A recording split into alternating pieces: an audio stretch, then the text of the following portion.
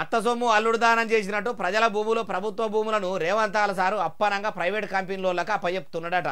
అడవి బిడ్డల భూముల గురించి ప్రభుత్వ జాగాలను కుదబెట్టుడు గురించేనా బాలన్న నువ్వు చెప్పే ముచ్చట అంటే ఆ బాపద్దే ఇగో రఘునందన్ రావు సారేమో ఇట్లా అంటుడు.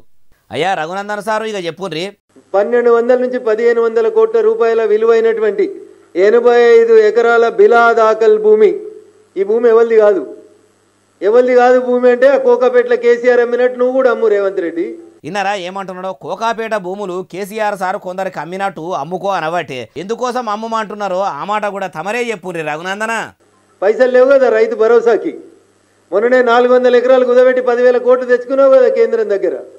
గట్ల చేయాలి కానీ ఒక ప్రైవేట్ కంపెనీకి ఎట్లు ఇస్తావు? లేదు నిజంగా మీది ఇందిరమ్మ రాజ్యమే అయితే నిన్న ఆఫీస్ ఓపెన్ చేసిన కాడ ఏదో చెప్పినావు కదా, మేము పేదోళ్ళ కోసం 140 ఏళ్ళ కోసం కష్టపడ్డామని.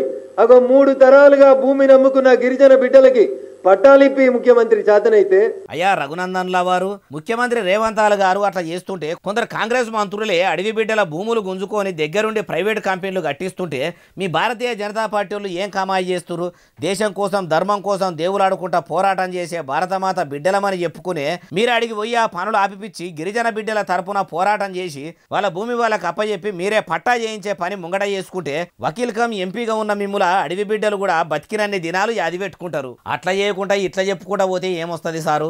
మీకు మాత్రం మీడియాలో మంచి ఫేమ్ వస్తుంది. పుండో దగ్గర ఉంటే మందో దగ్గర పెడితే ఏడకమైతుంది సార్ అంటారు ఈ ముచ్చటిన్నోళ్ళు.